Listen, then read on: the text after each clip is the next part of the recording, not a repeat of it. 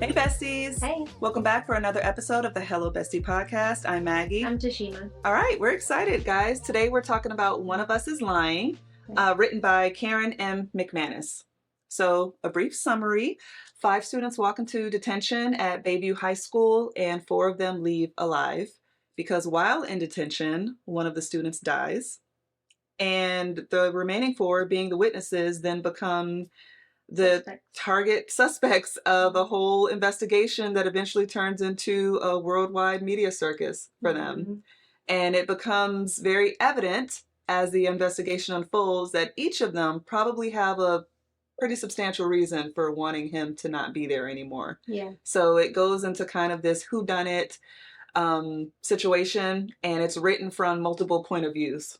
So all the students that are there, all 4, it's written from each person's. It kind of bounces back and forth, which I like. So the main characters are Simon. He's the one who died in detention. He's the creator of the school's, I hate to even call it a gossip app because I feel like he was doing real talk. He was just basically... Still gossip. Still gossip for sure, because he was just airing people's dirty laundry. But there was always truth to it, and he was known for kind of not spreading lies. It was kind of evident. If he put it in there, it's probably true. Right. Yeah. Very Gossip Girl inspired. Absolutely. He was very strategic. He would only use first and last names, but he would give such detail about the person that it was pretty clear. If you went to the school, you knew who it was about. Yeah. Yep. So then there's Bronwyn, like this overachiever, really good student from an immigrant family. There's Addie. Right. Very pretty girl, has like a football star boyfriend, but... Single mom, older sister. And Cooper, who's a star baseball player, overbearing father, but comes from a good family, but his dad is just really pushing him to the major league. Right. And then you have Nate, who doesn't have a good home life. He's known as kind of like a juvenile delinquent, always in trouble kind of thing. They all end up in detention. Mysteriously, they all had a phone that was found in their bags that all led them to be in detention, which is really suspicious because, with the exception of Nate, none of them had ever had detention before. Right. So they're all kind of trying to figure out if Nate set them up to be in detention just to be a jerk. Right. And in the meantime, there's commotion outside where there was a car accident in the parking lot. So the teacher who was in there, he leaves to go figure out what's going on. And then Simon, I guess, is like throwing shade at everybody in the room. Yeah, Simon started talking real crazy, and he was known to have a huge peanut allergy, and he was known to always carry a water bottle around with him. So for whatever reason, he wasn't able to find his water bottle. Before the teacher had left, he said, hey, just go get a cup of water from the back of the classroom if you're thirsty. So when the teacher, Mr. Avery, leaves, Simon, as he's talking his mess to everybody, goes to the back of the classroom, pours himself a cup of water, and drinks. And almost immediately, he starts having a seizure and going into anaphylactic shock. So now everyone's freaking out because it's clear this is bad. Nate and Bronwyn run over to him. Nate starts looking through his backpack for an EpiPen, trying to find one on him. Bronwyn is there for moral support, trying to help too. Cooper leaves. He goes to the nurse's office to try to see if they have EpiPens or trying to find another adult since Mr. Avery is outside tending to the car accident. And Addie just freezes. She is like no help to the situation at all because she's just like paralyzed with shock and fear. Then 911 is called. Simon is rushed off to the hospital. And then that's where the aftermath kind of starts of everyone just dealing with what they just witnessed in detention. Cooper happens to be best friends with Addie's boyfriend, Jake, calls him to the scene, tells him what happened. Like, yo, this is crazy. Guess what happened to Simon? Then ends up taking Addie home. I think Cooper ends up going home, and Bronwyn and Nate hang around school together. Right. And they're just kind of talking about their shock. Now, you see at this point, there's kind of some history between those two because it was pretty clear none of them were friends. Right. They all knew who each other were, but they didn't hang out or really have a strong relationship. But Nate and Addie apparently went to middle school together, I think. Or elementary school. Something Elementary like school, yeah. They went to school together back in the day. And they hadn't really spoken to each other since then. So Nate ends up giving Bronwyn a ride home. On his motorcycle. On his motorcycle, which Bronwyn was terrified of. Right. And when they get to her house, she gets a phone call. and is told that Simon died at the hospital. Right. So, yeah, by the next day at school, everybody knows. They offer grief counseling. The four of them are called to the principal's office where there's a police officer there and starts asking them all kinds of questions, which is normal. Like, they were the Yeah, last people to standard. see him, standard procedure. Mr. Avery isn't there, which is interesting. Like, Right. he wasn't there in the room, but he was there. Right. And they quickly realized that the way the questions are being framed, because the police officer said they had an autopsy, and Bronwyn was like, I didn't know they did those so quickly, which made her kind of look kind of, why would you say that at this time? Why would you know that? Right. But there was peanut oil. They found traces of peanut oil in the cup that Simon drank from. Mm. So it quickly looks like what murdered. happened here. Right. Like they plotted on him. So girl, that's the start of just the whole craziness that ensued after that. So just jumping into some of the social dynamics of the characters. So Addie is dating Jake. So before we find out that Simon has died, Jake takes her to her house and has a conversation with her mom. And her mom is described as like having a much younger boyfriend, Cougar. always dating, just, you know, just looking for a man to take care of her. And that's basically how she's raising her daughters. She's trying to talk to Addie about what happened, and Addie's, you know, aside from the shock of the situation, she also is feeling really guilty about freezing up and not being of any use. So Jake basically calls her mom by her first name. Is like, well, I'm just going to take her to her room and let her lay down. And so Addie makes a mental note of like how interesting it always has been to her that Jake is able to talk to her mom more like a peer than as a child talking or an adolescent talking to an adult. And so there's something that I put in my notes that I thought was very interesting is when Addie's mom says to her, if you say no too many times, a girl will come by and say yes. And I was like, wow. Right. So that just kind of sums up her mom's way of thinking. Like she more has that mindset of your sole purpose is to land a husband who's going to take care of you. Lucky for Addie, she has an older sister who has more sense. Yeah. She's going through a divorce, but she did marry someone that she loved. Yeah, she married someone that she loved, and you know, it didn't work out for whatever reason, but she also has that other person in her ear like, don't listen to her. You're young, live your life. So her sister's the one who's really showing up at the parent-teacher conferences, who's signing her permission slips, and her older sister is more of her mom. Her mom is out there trying to find her next husband, to take care of her. Their kids are interviewed. There's a new Tumblr post, which is now kind of like that gossip thing that Simon had. That is now posting kind of in his stead, and everybody's in shock of, because at first everybody was like, well, we're really sad that, you know, he's dead, but people are also kind of relieved that their dirty laundry isn't going to be aired because nobody liked him for that reason. But now there's a Tumblr post that basically is like, surprise, I'm going to keep this thing going. And now everybody's really on edge because one, they don't know who killed Simon, and two, they don't know who's managing this post. The post was pretty detailed too. So Simon's blog was called About That. This Tumblr was under the guise of About This. And the person writing it speaks from a person's perspective of who murdered Simon. So that's what makes it so like... And everyone knows that the four were the only ones. So it's automatically assumed that it has to be one of them. And they said that they got the idea from watching a Dateline, a show on Dateline or something, where a woman was murdered, but she had multiple people who have wanted her dead. So the investigation was very interesting from that aspect. So the Tumblr post just goes into all of this. So from there... it just kind of snowballs to where now the whole school is aware. They're all under investigation. They all are called down to the police station from Simon's funeral when they all go there. They all go with different parties. I think Addie and Cooper were the only ones to go without their parents or Mm-hmm. someone there with him. Nate actually went with his probation officer. Right.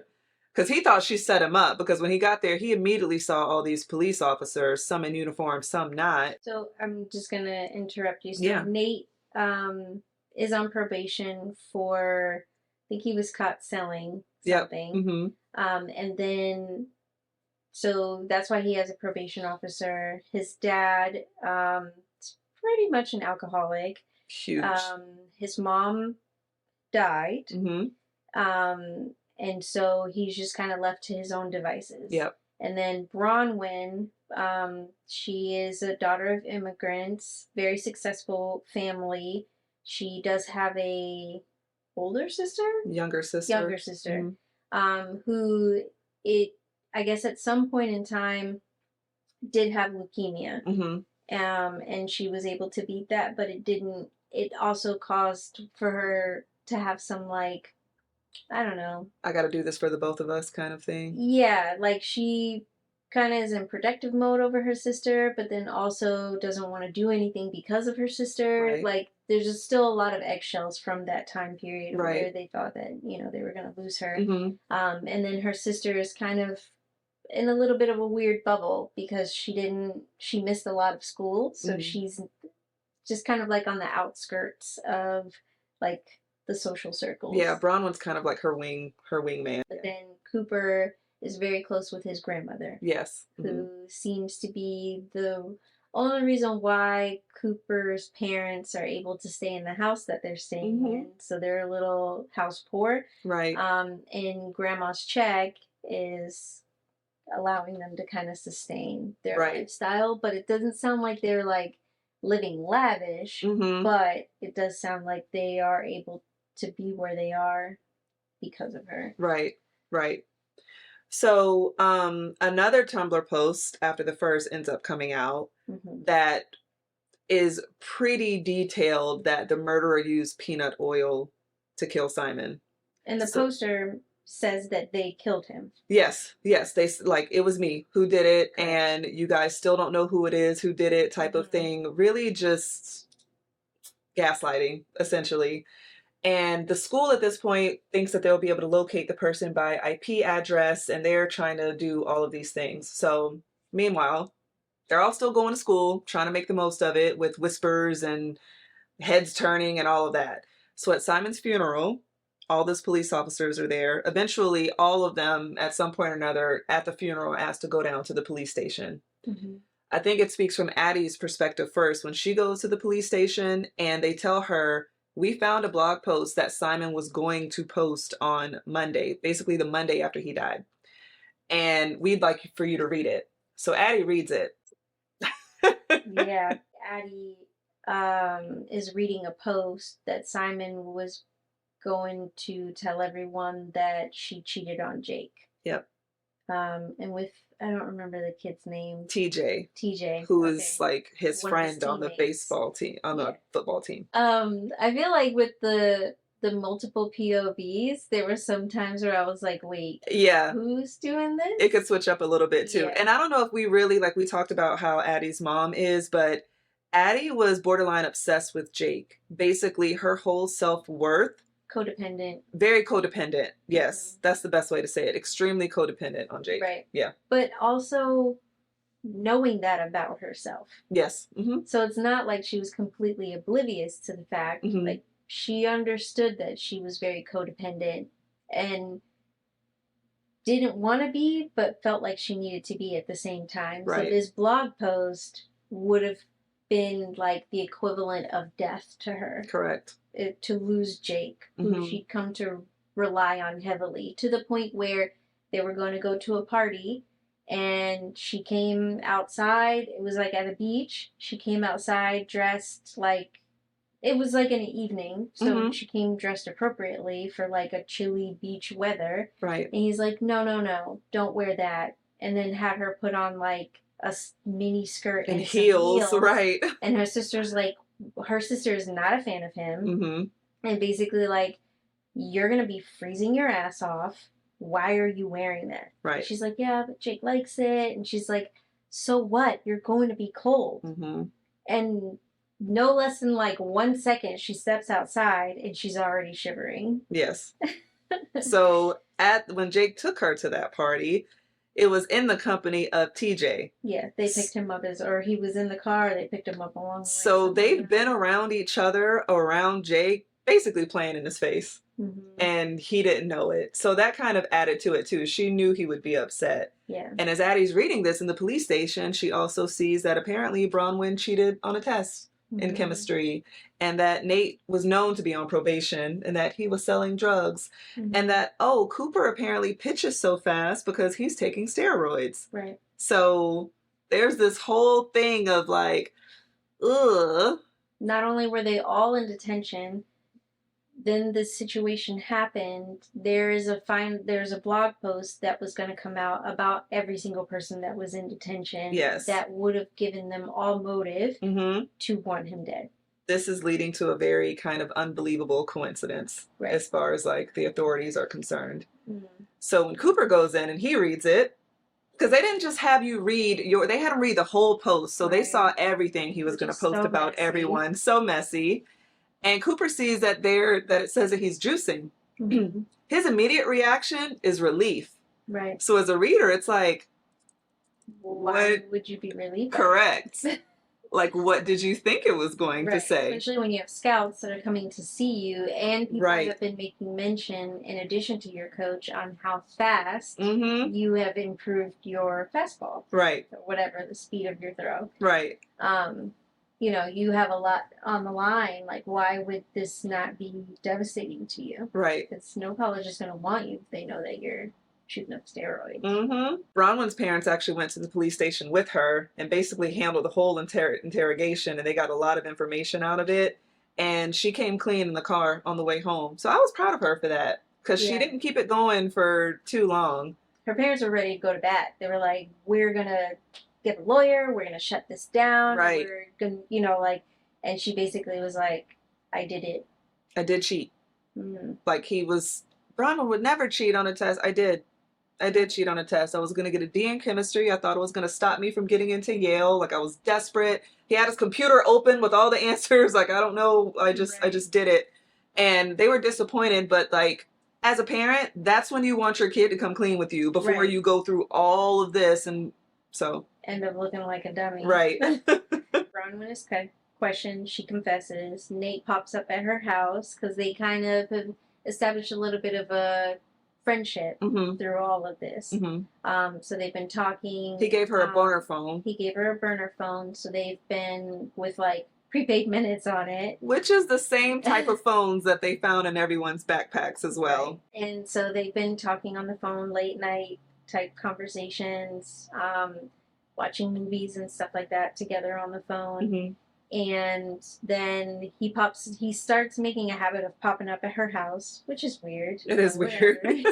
Her dad ends up being there one of those times and is like, no. We're not having this. No, you can leave. She has nothing to say to you. Right. And they went very much into protective mode over her at that point in time, too. They don't want her talking to anybody or anything like that. And then Addie confesses to Jake about what she did. Because her sister told her that she should. Right. Yeah. Because it was more of like, it's better that you do than he hears it from somebody else. It's going to come out, right. So Addie basically is like, you were gone, you know, like, it was like over a summer break or something like that, and she hadn't really heard from him, and she was feeling very insecure. Again, codependency, and she started having these thoughts of like, well, maybe he's cheating on me. She had just lost her virginity to him and was really feeling like, well, now that we've done that. Yeah, he's done with me. Right. And so she happened to be, I don't know, maybe on a beach again or somewhere. They were somewhere. Yeah. And she saw TJ, and then they just started drinking, and one thing led to another. Like, it sounded like they were both pretty inebriated. Yes.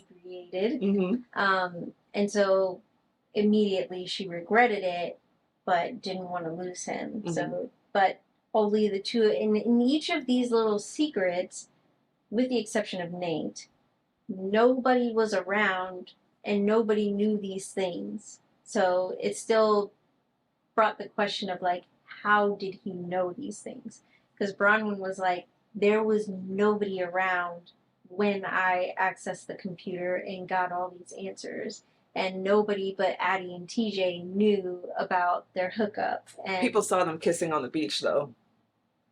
but nobody from school. TJ said we were on a public beach, like kissing. So yeah, I guess so. Addie's was weird because hers happened in the library. So who else saw her? Bronwyn. Sorry, yeah. And Nate. The same thing with Cooper. The same thing with Cooper. We haven't gotten to. Yeah, Cooper. Nate was like selling to Simon and other people. So that was like everybody knew. That was nothing. Right. It's just the fact that this rumor of, even though everybody knew, could get him actually locked up for real, considering he was on probation. Right. People are kind of confessing their secrets, and then Cooper's grandmother ends up having a heart attack. Mm-hmm. And she ends up in the hospital, and then around that same time, there's another Tumblr post. Mm-hmm. Oh, hold on. Cooper has a really, really pretty girlfriend named Keely, who is like... I forgot all about her. I felt like it was important to mention before we drop that next bomb when it comes. But like super pretty girl, very popular, all the boys. Friends with Addie. Yeah, just like in this little, who wouldn't want Keely as a girlfriend, correct. Basically. So yeah. And her and Addie and some other girls are not in a mean girls club, but they're very much like the popular girls. Mm-hmm. Like hair perfect guy, perfect girls, perfect hair. Right. It does make mention of Addie's very perfect hair. Even on her worst day, she could be on her deathbed, but her hair would just be naturally just perfect. Mm-hmm. And so, yeah. Very much you can't sit with us vibes. Yeah. Yeah, but like not like from literally Addie, correct necessarily. Mm-hmm. Addie seemed to be just like, she probably wouldn't have been in that group had her boyfriend not been Jake. Correct. And I think it did make mention of that. Now, Cooper's girlfriend is very much of like, you can't sit with us. Mm-hmm. And her friends. Mm-hmm. So they have their table, they're the cool kids, and yeah. So then Cooper's grandmother ends up having a heart attack, unrelated to anything, and she ends up in the hospital. Yeah. While she's in the hospital, though, she does make a comment to him, like, kind of, you don't need to play with Keely the way you're playing with her. Yeah. And he's like, what do you mean? She's like, I don't know what's going on. I'm just saying, I kind of notice when you're around her, you don't seem that happy. Right. But sometimes when you get certain text messages, your whole face lights up. So she could be a nice girl. Doesn't mean she has to be for you. Right. Do with that information what you will. Mm-hmm. So then shortly after that, another Tumblr post comes out. And Bronwyn is called to the police station. And the police tell her that they have found in Simon's archives a post that he did on her sister, who, as you had mentioned, was like just really timid, but trying to make her way into the social circle. And apparently her sister had gone to a party, had a little bit too much to drink, and was trying to flirt with a high school football player, like someone who Simon was saying was out of her league. But the post was really mean, really nasty, and really... She ended up getting drunk, throwing up in the washing machine. Mm-hmm. Like basically just dancing, like just didn't make herself look really good. And the post that he made was not nice about her. It wasn't. And it just really, like, for somebody who had battled leukemia, went to her first party and just really trying to be a regular teen, and then just kind of did the most. Mm-hmm. And then ended up being, that was one of the very first few posts that he made. I think so, yeah. And it mentioned her being a cancer survivor. So it, like, he would do things like that. I'm going to use your first name and your last name, but I'm going to say something about you that still everyone would know that I'm talking about you. So clear that the police figured this out. You know, it's pretty obvious this is who he was talking about. And they showed her a comment that Addie had wrote, just basically said, I keep mixing them up. I'm sorry. Thank you for that. Bronwyn, that Bronwyn had wrote saying like, F off and die, Simon. Right. And given that Simon is dead, Right. all of the evidence... That was like so long ago. That it was, right. It almost seemed like a reach for the police to say, oh, well, you know, like a year and some change ago or something like that. You know, you said this, and she basically stood on business like, that's my sister. Right. But prior to that, Bronwyn's lawyer had been telling her, look, they really don't have anything. They keep questioning you guys. They keep bringing up the same stuff over and over again. They can't prove that any of you did anything. As long as none of you go in there finger pointing or insinuating anything, it'll probably just get ruled out as an accidental homicide. Right. Bam, bam, boom. And in the meantime, stay away from each other. Yeah. Don't talk to anyone. Just keep it low profile. Mm-hmm. And then this happens with Bronwyn. So now it looks really, whoa. Right. Addie's sister picks her up from the police station. And basically, you know, she's distraught because they have this blog post where it's talking about her cheating on Jake.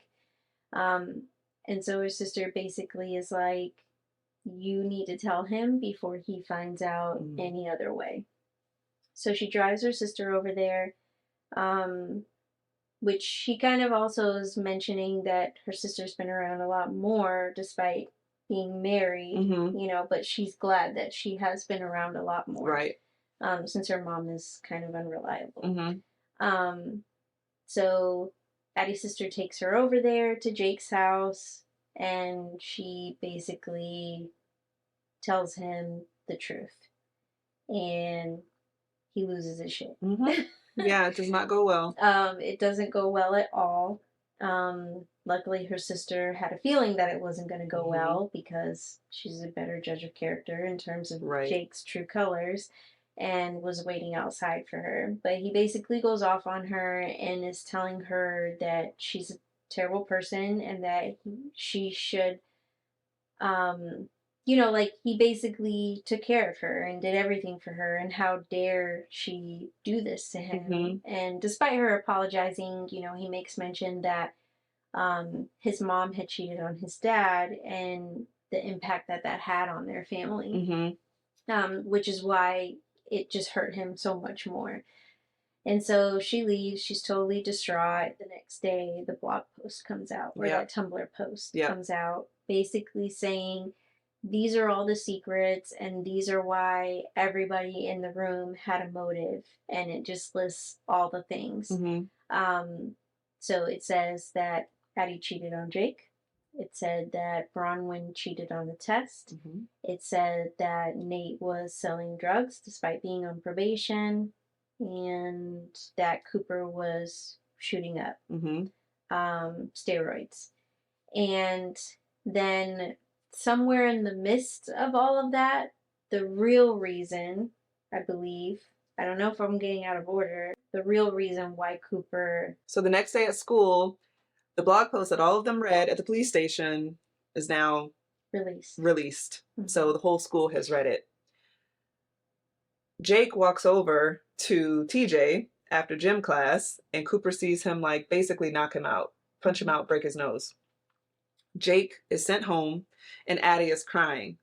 Everybody sees this, and they're kind of like, well, guess that was true. And Little Miss Perfect Addie is not so perfect after all. So then Cooper's girlfriend kind of is like, oh, perfect. Because I don't really care for you anyway.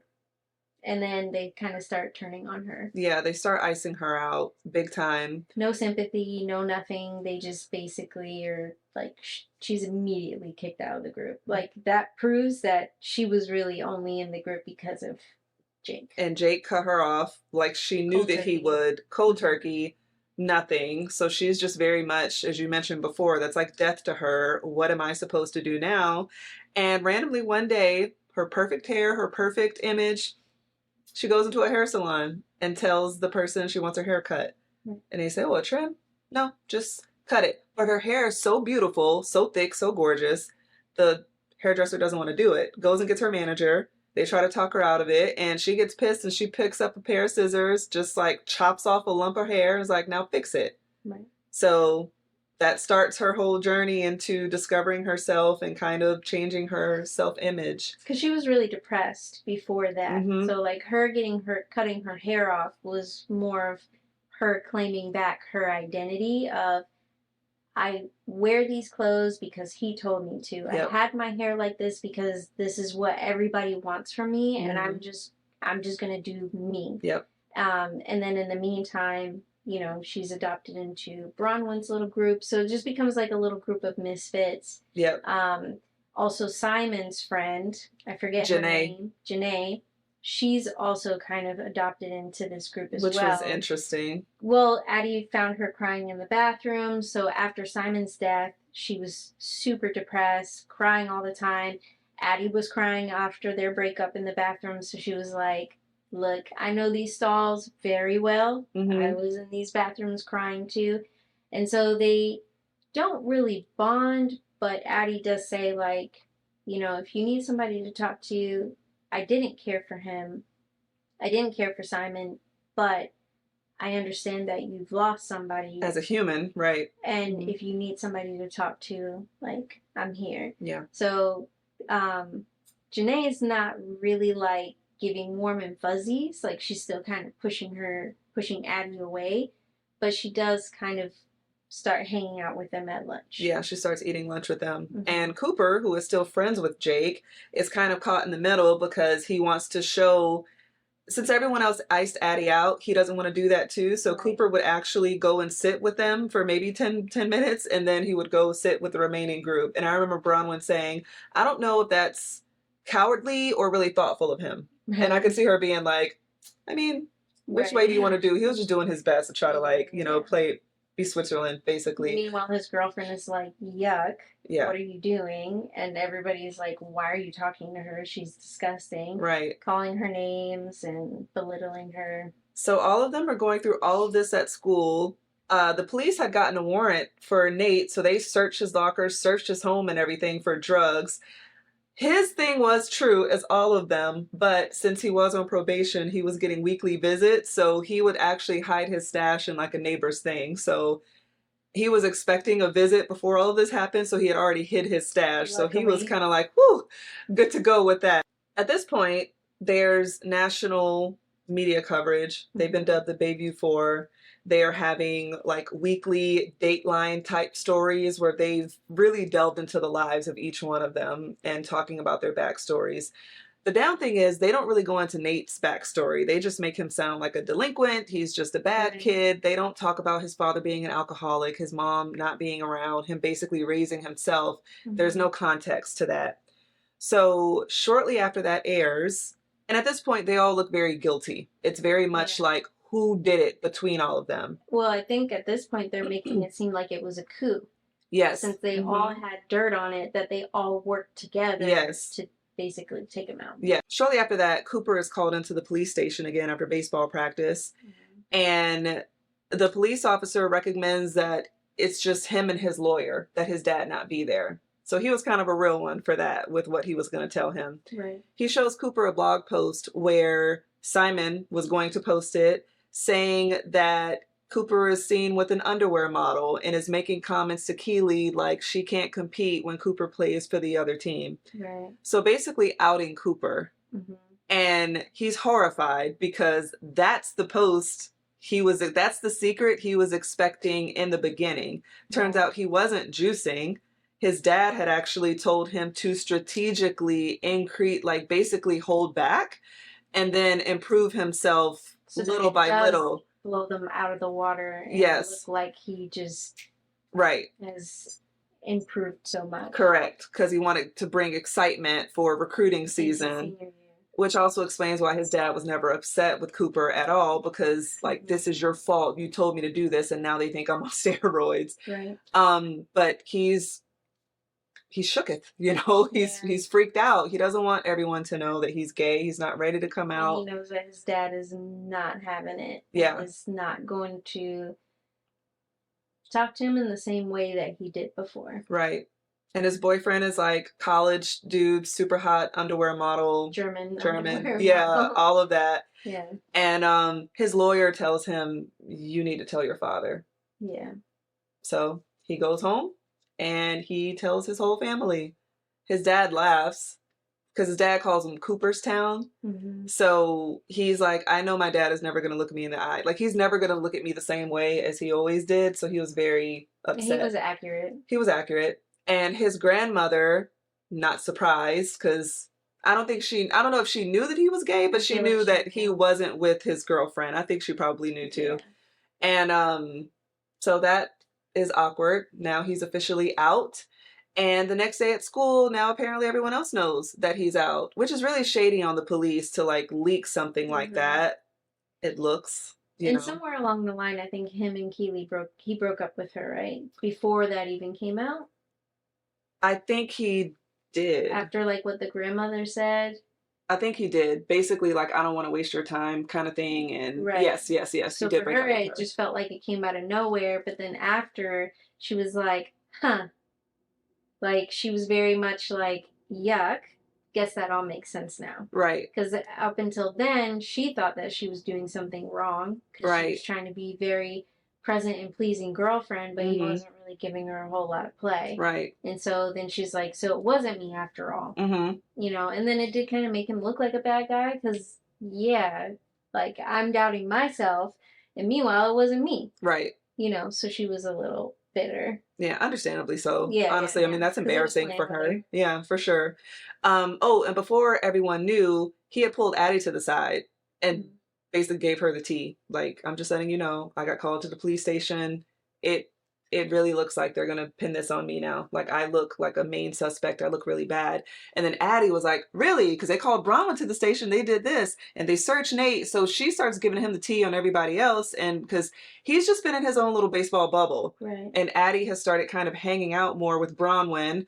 Bronwyn and Nate are talking on the phone all the time. So there's so many different moving parts. But like, up until that moment, everybody hadn't gotten together to start putting it together. And I think that's shortly thereafter they have that, we all need to talk. Right. And start comparing notes. Right. You know, and they're like, yeah, but they told us not to. And it's like, look, clearly each of us has something and we need to put all these pieces together. I think they have it that night or the night after, because after he talks with Addie later on at lunch, when he walks into the lunchroom, like, someone throws a banana at him and someone throws a condom and just starts making all these like weird things. Yeah. And then Nate comes in the lunchroom, which Nate never comes in the lunchroom at all, and basically makes some comments to people, shut them all the way up. And then Bronwyn jumps up and like kisses Nate in front of everybody. And, you know, the whole thing is like catcalling and like, ah. So instead of being about Cooper, everybody's just talking about all these other things. They were real ones for that, honestly, to shift all of that from him. So then he sat down and at the misfit table. Yep. And now all of them are, and girl, I could see it. I think they described it so well when they talked about how shortly after that, Cooper walked over to Addie. Like, they were all in the school parking lot, just arriving to school. I think Nate had pulled up on his motorcycle and went over to Bronwyn's car. Like, they were walking together, and then Cooper and Addie end up walking. So somehow all four of them end up like walking in unison, and reporters got like a picture of them basically look at the Bayview 4, and then it really started looking like they were in a coup and plotting all of that. So then they all meet at an abandoned house or half-built house or something, and they start comparing notes, which thank goodness, you know, because there's strength in numbers, and you guys really need to all compare notes. Like, you all need to talk. Right. Something ain't working out. We did skip the part where Addie and Janae started kind of like hanging out a little bit, but then Janae went to Addie's house, but then acted really weird and left abruptly. Right. So then they're all meeting, they start comparing notes, and they start figuring out like something, like somebody is setting us up. I don't know how soon after, but Maeve, who is Bronwyn's sister, she starts doing her own research. Right. And she's really good at hacking. She's a hacker. And she really starts seeing that Simon apparently had a whole thing on, like, a whole online presence on these, I don't know if they're, I don't want to say Reddit groups, but like groups like that, that kind of promoted school shootings and things like that. Yeah, so celebrating them. Yeah. And Simon had made comments on these posts saying, that's been done before. People should really be creative. If you really want to impress me, do something that hasn't been done before. And That's interesting. Mm-hmm. So they all just start meeting together and comparing notes. And at some point, Bronwyn, so they're getting all this media coverage, and while everyone looks to be blaming them, there's one thing that's called until proven, and a Mm-hmm. lawyer, Eli, he's like, why is nobody questioning the teacher? Mm-hmm. What happened with that car accident outside? Like, he's asking the questions that other people aren't asking and really kind of shedding light on these kids, their lives are being picked apart and they aren't even getting a fair investigation. Right. So Bronwyn ends up calling him and tries to hook some stuff up. It also tries to get Nate to call him because Yes. he's pretty much the only one at this point who doesn't have like some kind of parental guidance or legal Correct. representation, Yep. and he just shuts her all the way down. Yep. He's like, I'm not interested, like, just stay out of it. Yep. And that's where they kind of have like their first little riff where she realizes the pretty big difference between their lives. Right.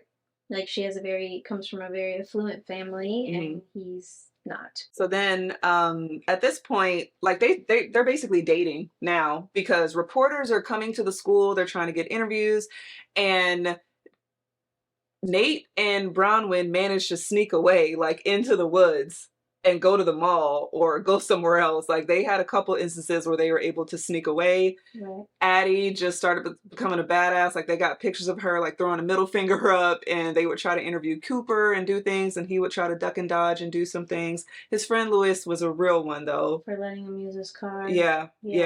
Like trying to mask himself as Cooper.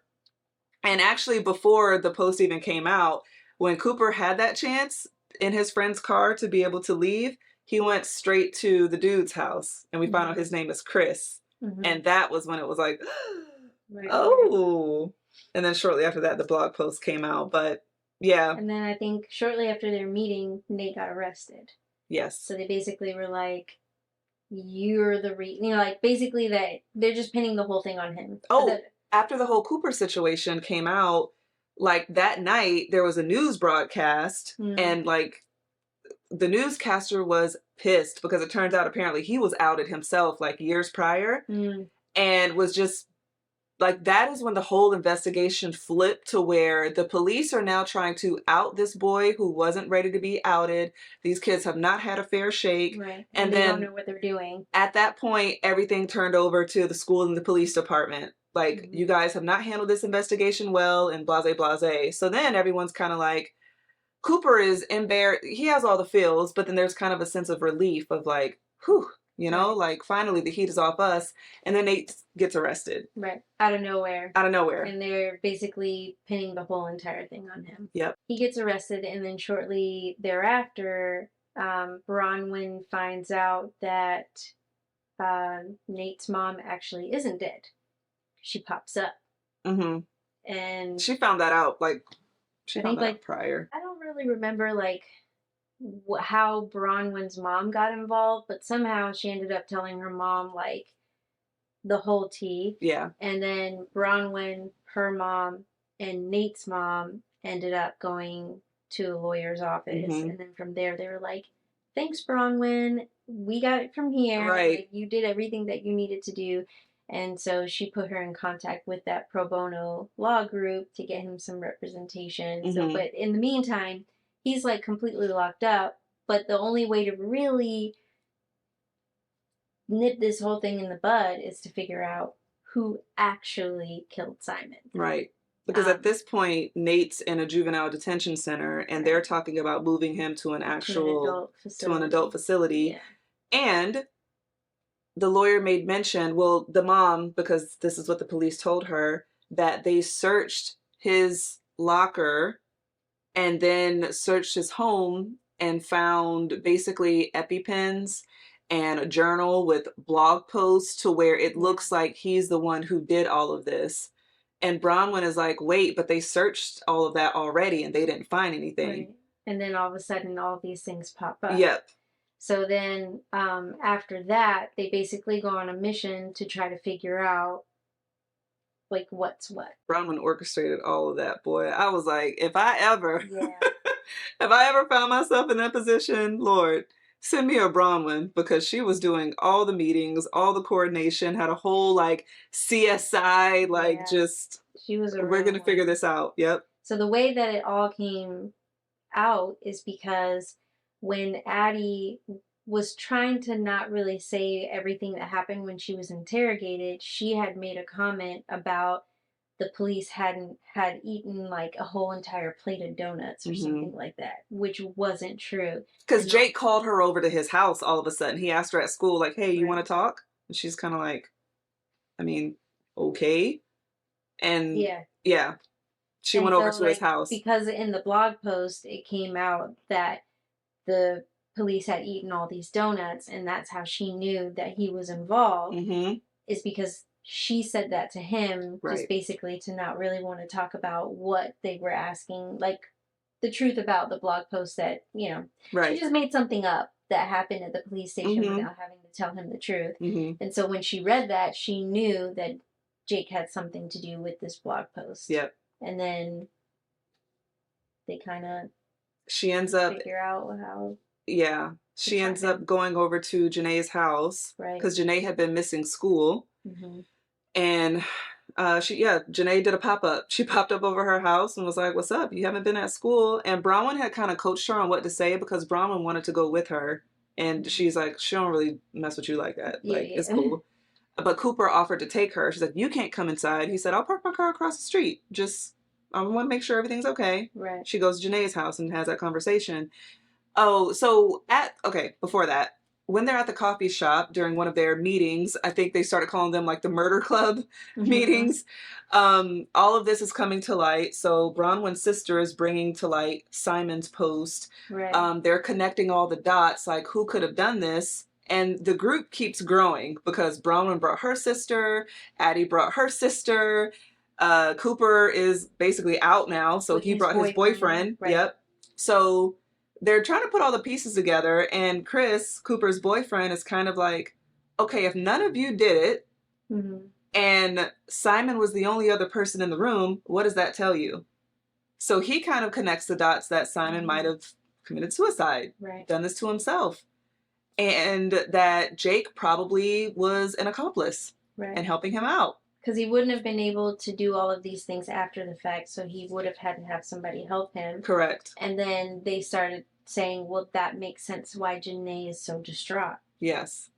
You know, she's guilty. Yep. Not necessarily mourning. Mm-hmm. So, yeah, Addie basically is like, goes over to Janae's house and is like, what's going on? Yeah. And then, is that when Janae kind of tells her that that's why she ended up going over to her house? Because she was supposed to be the one to get set up. Yep, Janae told her everything because Addie was like, "Did he do this to himself?" And she's like, "How did you know?" And then just breaks down. And that's when Addie was like, she's like, "Are you I've been kidding holding me?" this in. Yeah. It feels so good to have somebody to tell. Right, right. So yeah, told her basically everything that Jake, but she told her a lot of stuff before she got to Jake. You know, like Simon was depressed and really unhappy with his life. Like Simon had typed up this manifesto that she went upstairs and got Addie and brought it down to her, and Addie's reading through it. And basically Simon's plan was to kill himself, set all of them up, totally ruin their lives, and then a year from now have Janae or Jake send it to the police and kind of like I pulled it off. Right. Which, wow. But that's him trying to create this creative whatever. Of like taking students down, ruining their lives, hurting people. Because in a way it was all connected that they had all also, in addition to having all these secrets, they had also hurt Simon in some way. Right. Which is why he really wanted revenge against these people. Mm-hmm.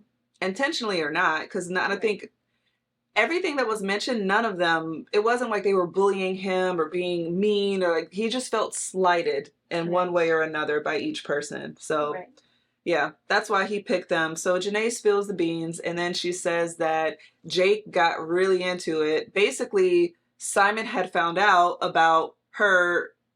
Simon was bragging at a pool about basically the whole thing.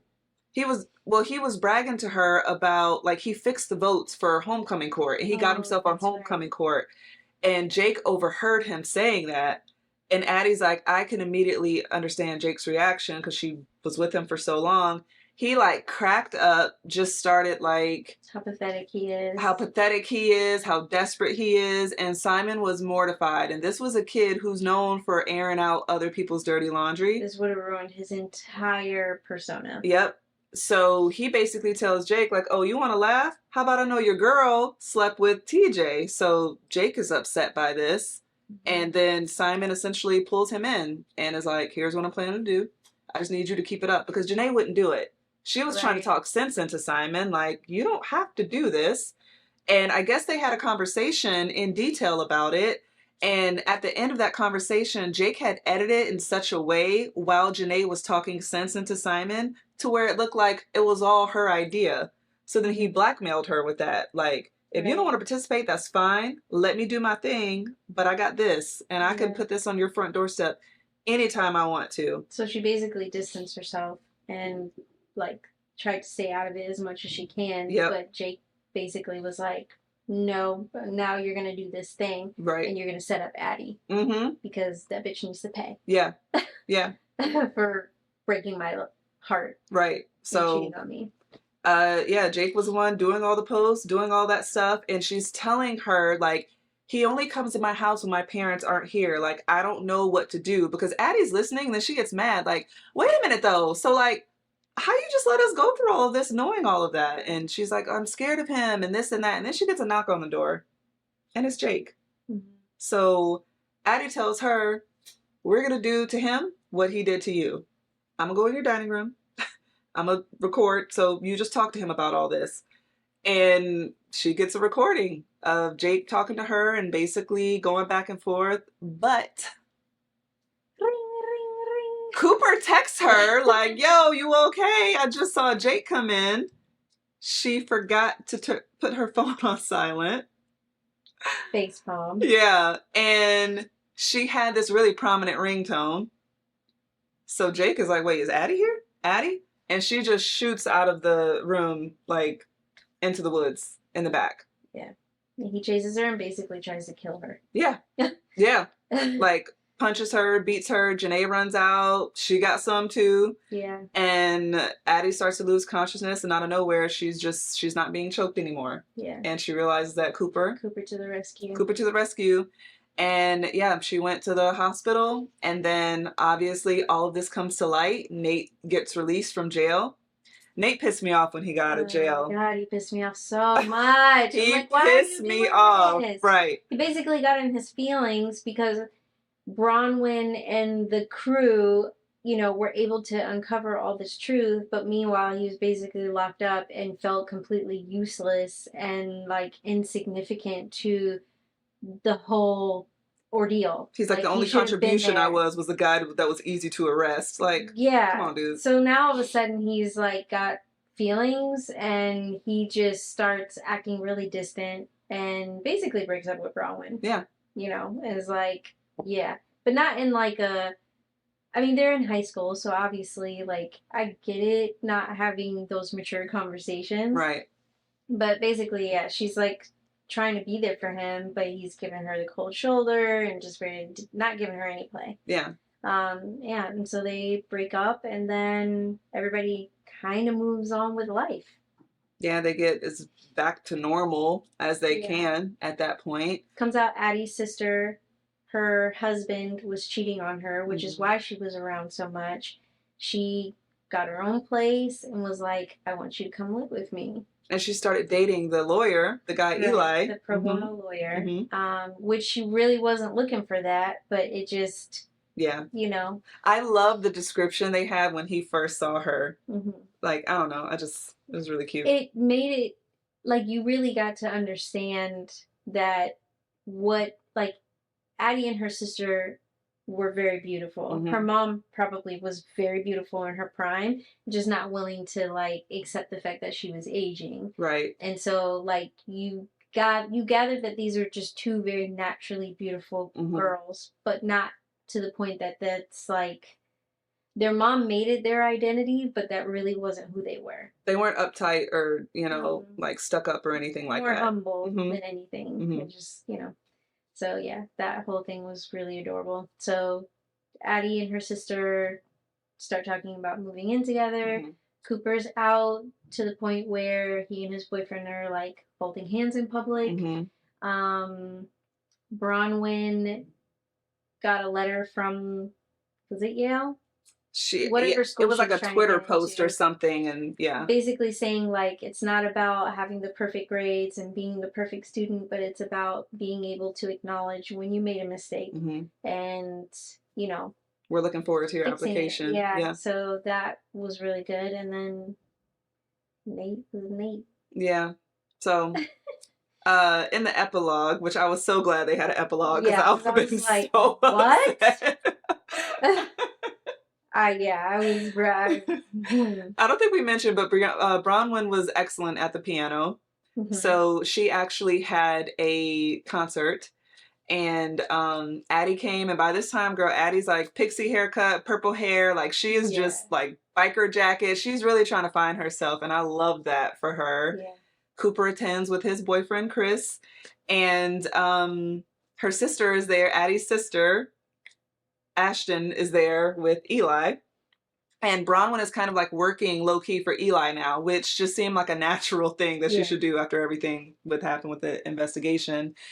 And at the end, they're out in the parking lot, and Nate is there on his motorcycle and basically tells her he's sorry, he misses her, he thought he felt worthless, and he felt like she was better off without him. Like, you're off to do these great things, and like, look at me, where am I going with my life? I didn't want to bring you down. Which, when he explained that, it's to really care about somebody and want the best for them, it makes sense to like let them go if you think you're going to just ruin their life. Yeah. That's an adult thing to do, but the way he Not to went make about them that feel was like shit. horrible. Right. Yeah. Like you could have just said that to her initially and she would have, no, Yeah. no, no. But anyway, Mhm. so then he asked her out to a movie and they agreed to go to a movie. And that's basically like where it ends because she started dating another dude and Yeah, was some just other little like, geek. yeah, it was just like, this ain't it. Yeah. Yeah. I was like, oh gosh, so lame. Yeah, but that's basically how it ended. So, what did you think of this book? I didn't look I up any loved other it. reviews or anything, but I loved it too. I think it had a 3.8 3.8. on Goodreads. I'd give Let this me a go back. 4.5 if I had to. I thought it was awesome. 3.9 on Goodreads and 4.5 on Amazon. I'd give it a 4.5. What would you give it? I gave it a 4.8. Yeah. Like, first of all, okay, before that vlog, I would give it a negative because it would have pissed me off Yeah. to just end on that note. Yes. But the book I thought was awesome. I loved it. I enjoyed, like, you really did not know until the end. Yes. What the heck happened. Right. And then when you find out what happened, it was Chef's kiss. Mm-hmm. It was so perfect. Like, Simon coming up with this plan of, well, I'm going to do it anyway. Like, I planned on taking my own life anyway. So what better way than to just take a bunch of people with me? Yeah. And this is like the greatest mass ending of students to have it happen in this way and nobody know it until the end. Which then just makes it seem like, like, sucks for you that didn't happen the way that you anticipated and right. you're gone. But he was going to end his life anyway. But, I don't know. The whole thing was awesome. The book was really incredible, and you're the worst. Sorry. Sorry.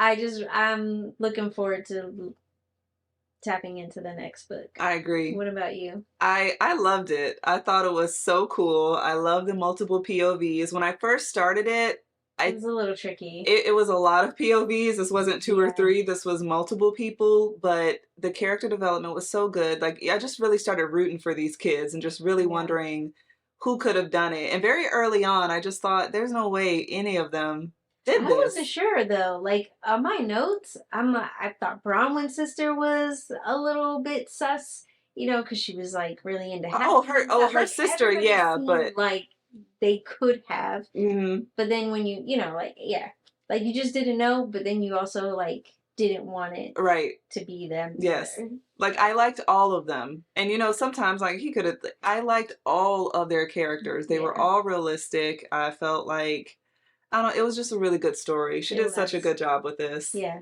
And Definitely. I I mean, enjoyed it. I was so excited. I remember when I was messaging you and I was like, I don't want to wait right. until book club. I need to get this off my chest. This book is so awesome. It's so good. It was So really good. So yeah, it yeah, was an we really awesome hope you read. guys check it out. I mean, we Yeah. gave a lot of detail, but there's still a lot of other detail Yeah, in the book for definitely check it sure. out. It's so worth it. Yeah. Yeah. So, Awesome. all right, besties. Well, we will see you in the next episode. If you have any suggestions or recommendations, make sure you let us know in the comments down below. We'll definitely push it up in the queue, and we'll see you next time. Bye. Bye.